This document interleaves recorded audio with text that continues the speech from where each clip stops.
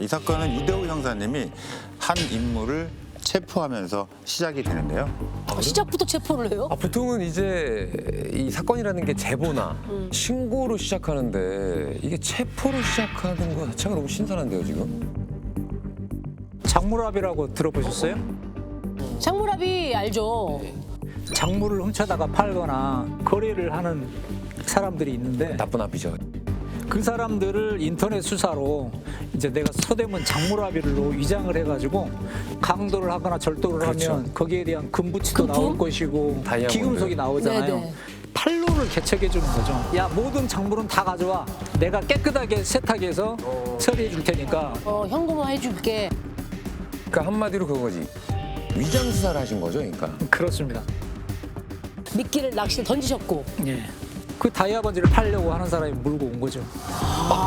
그래서 만난 거예요? 그 사람을 그 전에 체포하게 되면서 이 사건이 시작이 됐다는 거네요. 그렇죠. 그 사람을 서울역으로 유인해가지고 만나서 보자마자 신분증 제시하고 딱 내밀었죠. 형사야? 멋져요? 네. 그래서 이 형사님은 본격적으로 이 작물범과 심리 싸움을 시작하셨다고 합니다. 심리 싸움. 네. 보통 이제 작물을 가져오면 자기가 강도를 해도 뭐 절도를 해도 그보다 적은 형량을 받으려고 뒤에서 주었다고 그러잖아. 일반적으로요? 그러면 이제 점유유탈물 횡령이에요. 가장 약한 범죄거든요. 경미범죄로 둘러대는데 야, 네가 진짜 죽은 거 맞아? 한번 영장 한번 쳐볼까? 이게 한번 확 질러보는 거죠. 이거 쫄겠는데. 속으로는 훔친 건지 자기는 알 거 아니에요. 그러면 뭐 훔친 건지 뭐 강취한 건지는 아직 밝혀지지 않았지만 네. 그 형사 강곡으로 나오니까 진짜 영장 한번 쳐가지고 구속되는 거 아니야? 이렇게 쫄 수밖에 없잖아요. 그렇죠. 그렇게 미끼를 던지는 거죠. 그래서 내가 밝히지 못하면 전미탑을 횡령으로만 입건하고 풀어줘야 되잖아요. 불구속으로. 그냥 풀어주기에는 좀 아까운 거예요. 그놈한테 한번 넌지 찔러본 거죠. 기브 테이크 하자. 내가 널 풀어주면 너도 나한테 준 게 있어야 될 거 아니야. 이렇게 그렇게 그렇게. 예. 그래서 그걸 덥석 물더라고요. 그 친구도. 네. 이거는 사실 영화에서 그렇죠. 좋은 거 정보 하나 주면 나도 최대한 너를 위해서 노력해볼게. 얘는 대사 이런 거지. 야, 같이 먹고 살자. 어? 이런 대사 있잖아. 그렇죠, 그렇죠. 그래요? 그럼 뭐 알겠습니다. 그러면 제가 하면서 잠깐 고민을 하던 작물범이 네. 조심스럽게 이대호 형사님께 이야기를 하나를 털어놓기 시작했다고 합니다. 형사님. 저 이거 얘기하면 저 진짜 풀어주시는 겁니다. 예? 네. 근데 이거 뭐 확실한 건 아니고 저도 그냥 들은 겁니다. 이거 들은 건데 제가 아는 형님 둘이 그 사람을 죽였더라고요.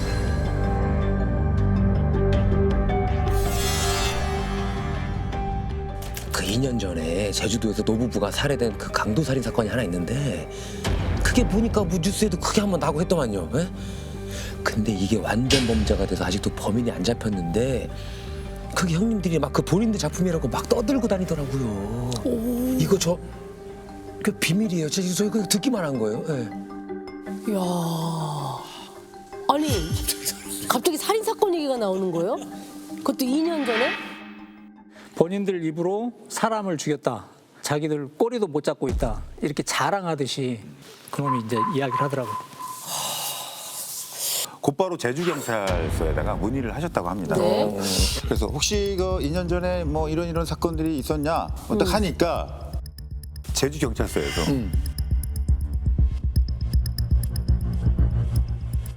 진짜 있었습니다. 라고 이야기를 했답니다. 근거가 어느 정도 이 사건은 진짜긴 한데. 진짜 있었다고요? 이게 확인해 볼 필요가 있잖아요. 그래서 이제 진짜 전화를 한 거죠. 그랬더니 정말로 제주도에서 강도들이 노부부 집에 들어가가지고 살해를 한 사건이 한 2년 정도 미제 사건으로 지금 진행 중에 있다. 네. 그렇게 확인을 한 거죠. 네. 근데 이게 범죄자의 말이고 네. 뭔가 뭐라고 얘기해야 나갈 수 있는 상황이다 보니까 옛날에 내가 뉴스 본 거 기억하고 이거 얘기해야겠다. 그래서 그냥 이렇게 꼼수로 얘기하는 걸 수도 있잖아요. 충분히 그럴 수 있죠. 그러니까 그런데 그렇게 막 넘기기에는 이 작물범의 이야기 중에 꽤 상당히 디테일한 내용이 있었다고 합니다. 어떻게 일단 간 거예요? 당시 이 사건에 대해 보도된 뉴스가 있거든요. 이도동 루부부 피살 사건 미궁 속으로. 이도동이 이제 제주도에 있는 맞아요, 동이 제주시 안에 있는 동이에요. 네. 이거는 미궁이고. 이게 800명의 인원이 투입해서 한 달째 수사하고 있는데 한 달이 되다 보니까 수사에 큰 진전이 보이지 않고 있다. 피해자 모 씨 67세 이 발밑에서 엔화로 71만 엔, 아이고. 10만 원권 수표 30장, 100만 원권 수표 15장 등 모두 2,500만 원과 추가로 200만 엔을 옷걸이 밑에서 발견한 점을 미뤄 돈을 노린 범행이 아닌 원한, 치정으로 인한 범행에 상당히 비중을 두고 있다라고 기사가 났었네요. 네. 근데 이 기사가 왜 중요한지. 다이아몬드 팔려고 했던 녀석이 자기가 아는 형님들이 이 기사를 보여줬다. 그때 나온 뉴스 보니까 우리가 가져온 것보다 더 많은 돈들이 거기에 있었다. 그걸 다 못 가져온 게 애석하다. 그러면서 막 하소연을 하더라는 거죠. 안타깝다. 그러면 저 같으면 약간 이런 거 있을 것 같아. 이 새끼, 네가 있지? 막 이렇게 해서 범인일 수도 있는 거잖아. 너무 자세히 알고 있으니까. 너무 자세히 알고 있으니까. 근데 왜냐면 그렇지 않고서 이 사건을 그렇게 자세히 알 수 있는 게 아니잖아요. 근데 그런 경우에 자기가 한 죄를 그냥 우기면은 점유탐 횡령으로 빠져나갈 수도 있는데 굳이 이야기할 필요가 없잖아요. 범인이라면 방금 얘기한 대로 굳이 이 얘기를 꺼낼 이유가 없어요. 다른 걸 뭐 빵제비들은 소위 뭐 거짓말해서 빠져나올 게 얼마나 많아요. 지금 단순히 사람을 죽였어가 아니고 그때 돈이 더 있는 걸 못 가져왔다는 것이 한탄스럽다라는 구체적인 진술은 신뢰성이 상당히 높다고 봐야 되겠죠. 그렇죠. 그래서 그때 당시에 수사를 하려고 딱 보니까 이 사건엔 정말 아주 큰 문제가 있었다고 합니다. 그게 뭘까요? 증거. 결정적 증거. 증거. 맞습니다. 그러니까 현장에서 그 범인들을 특정할 만한 DNA라든지 그런 단서들이 전혀 안 나왔더라고요. 그러다 보니까 2년 동안 계속 이렇게 미제 사건으로 빠져 있었던 거죠.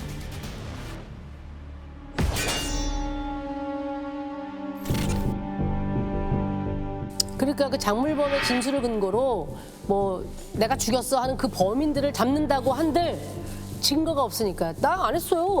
잡았다면 이제 소용이 없는 상황이네요. 내용이 상당히 신빙성이 있는데 그걸 포기할 수는 없잖아요. 확인을 해봐야 되잖아요.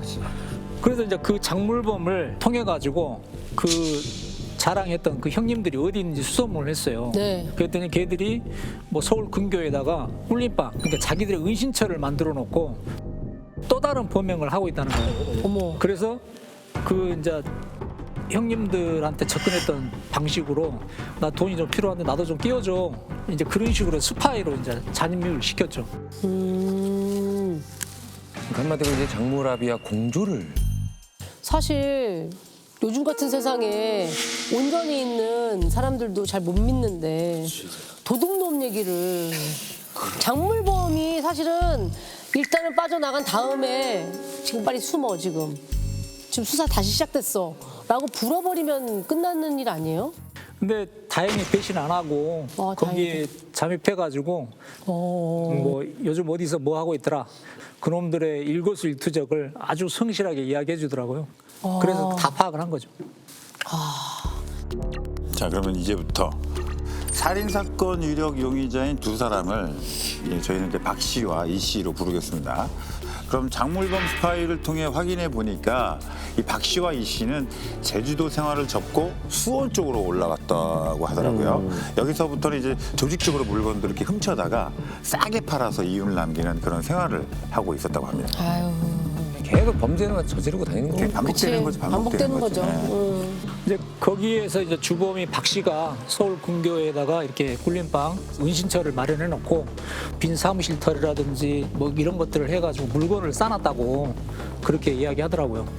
이제 절도죄로 박 씨를 긴급 체포를 한 겁니다. 와, 체포를 먼저 했어요? 예.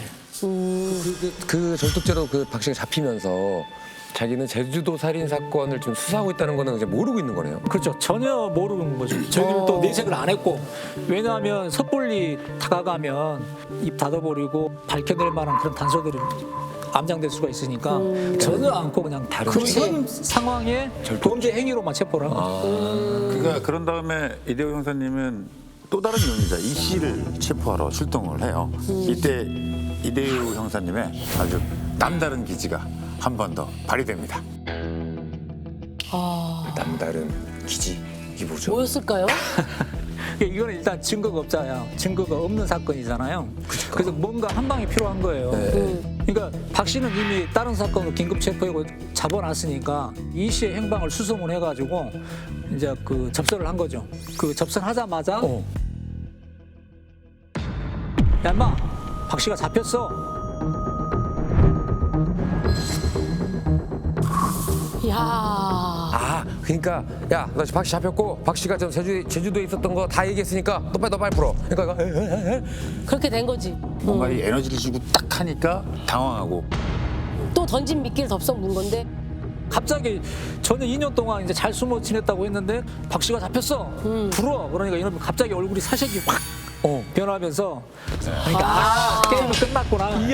거기서 끝난 거죠. 그러면서 용의자 이 씨도 형사님한테 제주도에서 있었던 일들을 아주 그냥 자연스럽게 털어놓기 시작한 거죠. 네. 근데 이때 또 신기한 게 이 씨의 입에서 뜻밖의 이야기가 나왔다고 합니다. 아, 또 뜻밖의 얘기가 나오나요? 네네네.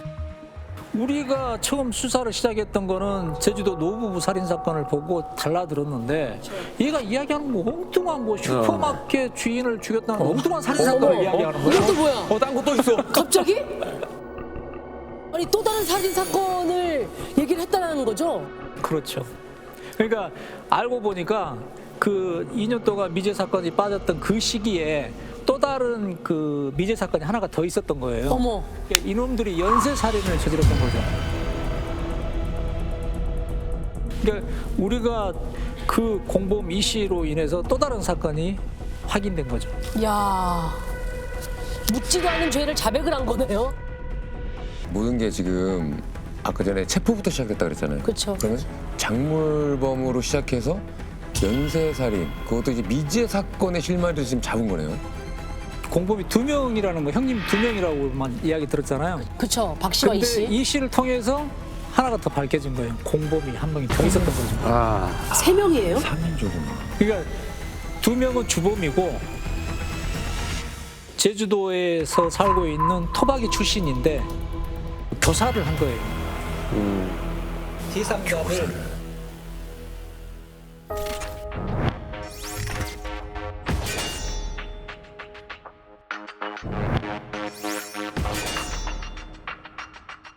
그 식당에 이제 그 이 씨와 박 씨가 제주도에 들어가가지고 막노동을 하면서 그 제주도 토박이 식당에서 밥을 먹게 된 거죠. 네.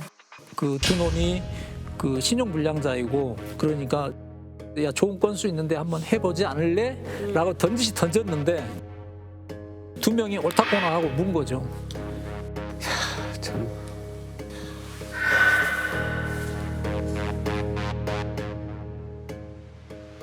그러니까 그러면은 처음에는 그냥 이게 식당에 밥 먹으러 다니던 그런 사이였는데 나중에는 친해져서 범행까지 공모하게 된.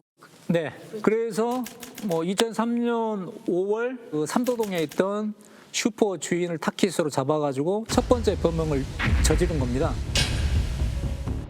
그게 자정의 눈물 무렵에 주인분이 홀로 슈퍼를 지키고 있을 때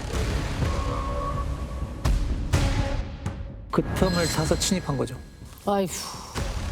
사실은 동네에 있는 그냥 작은 슈퍼라고 한다면 우리가 규모를 예상할 수 있잖아요. 그렇죠. 아유, 그 작은 슈퍼에 그렇게 꼭 그렇게 쓰게 했나라는 생각이 드는데요. 아, 거기 뭐가 뭐 많았나요? 네. 맞습니다. 슈퍼에서 훔쳐간 돈도 없었습니다. 근데 다만 토백이가 이야기할 때 이 사람이 재력이 있는 사람이다, 돈이 있다.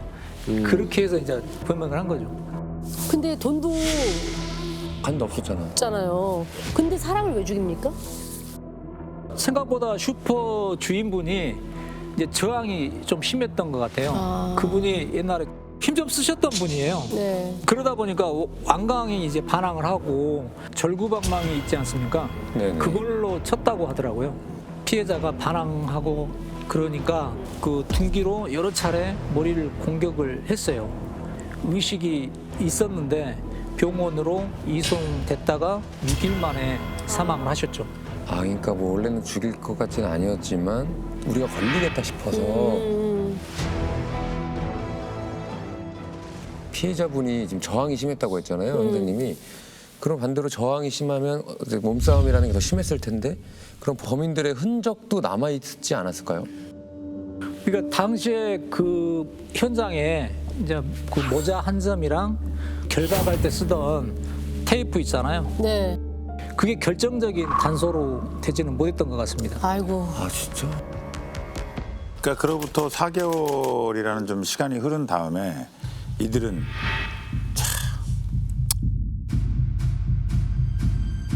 또다시 범행을 준비했다고 합니다. 정말 철저하게 준비를 했다고 합니다. 그러니까 이번엔 범행의 대상을 상당히 신중하게 고르기까지 했대요. 그게 무슨 말이에요? 그러니까요.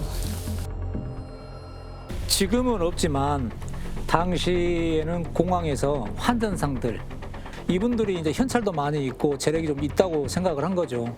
이제 그래서 제주 공항에 가가지고 그 환전상을 미행을 한 거죠. 지금까지. 아, 따라가서. 그러니까 옛날에는 사설 환전소가 있었어요. 환전 장사를 하면 돈 좀 있겠다 싶어서 현금이 믿기 있겠다. 현금이 뒤를 많아 밟아서. 보인, 현금이 많아 보인 거지.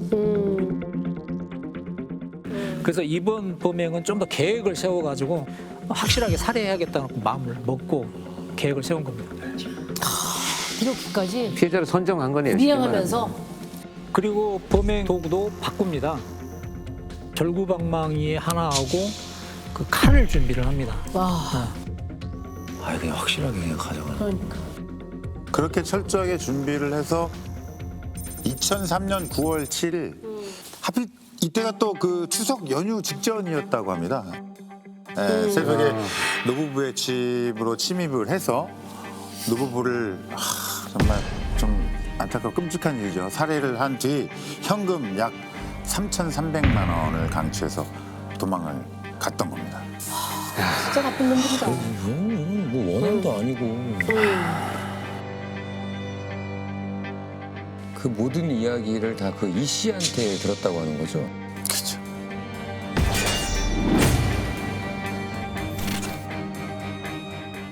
네. 그 진술들을 다 확보를 해서 다시 이제 긴급 체포했던 박 씨를 찾아가서 한마디 던졌죠. 너 연쇄 살인범인 거 다 알고 있다. 그러니까 박 씨도 인정을 하고요. 그러니까 인정할 수밖에 없죠. 왜냐하면 내막을 너무 세세하게 알고 있고 그거로 이제 추궁을 하니까 아 이게 다 알아버렸구나 이렇게 착각할 수밖에 없는 거죠. 그래서 다 인정을 하는 거죠. 이 두 사람이 그 어떻게 일을 저지른 건지 그 당시 현장 검증을 했던 자료도 있거든요. 네, 함께 보시죠.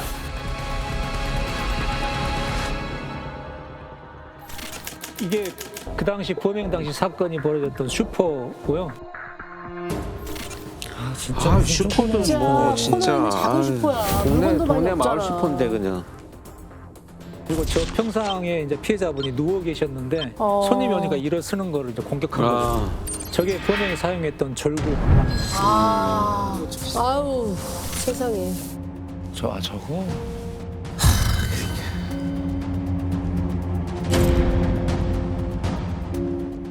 뭔 공변이에요? 세상에. 아유. 그 범행 대상을 물색했던 제주공항입니다.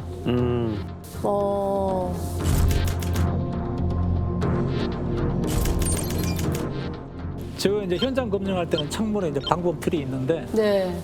범행 당시에는 저 방범 창이 창이 없었군요. 그래서 저걸로 이제 침입을 한 거죠.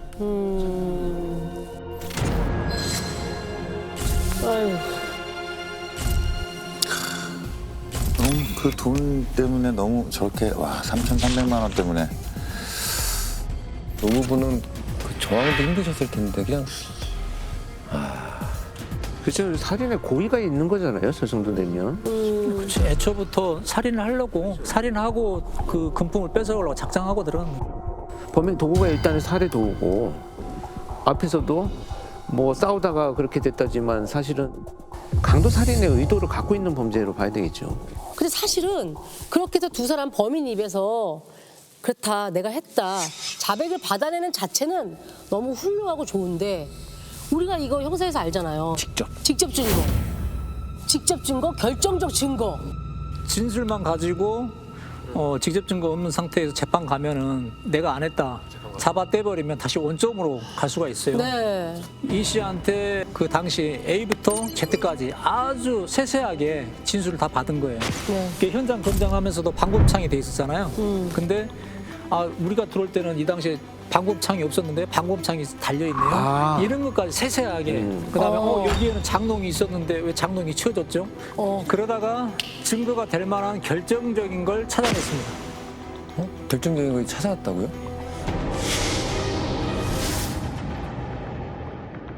그러니까 노부부 집에서 훔친 3천만 원이 넘는 그 돈 중에 수표가 있었어요. 수표는 예나 지금이나 함부로 쓰면 안 돼요. 그래서 뒤에 이설을 해서 쓰는 이걸 거죠? 꼭 해야 되고 무조건 다 추적이 다 되기 때문에.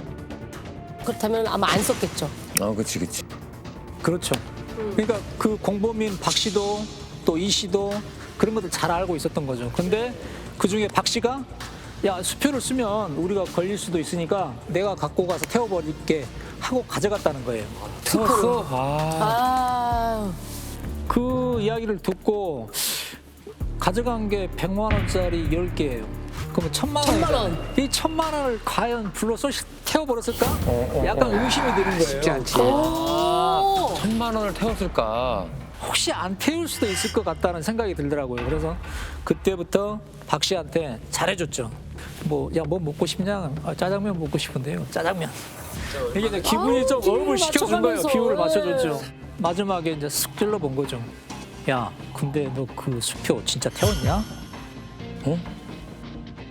하니까는 박 씨가 씩 웃어요.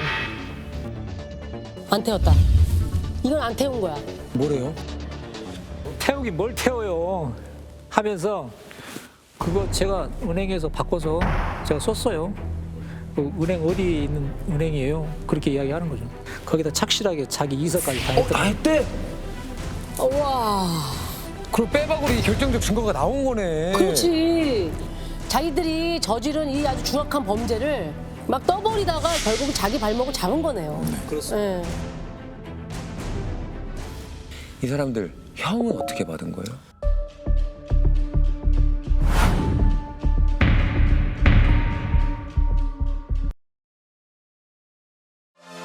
콘텐츠 공작소 즐겨봐 이 채널.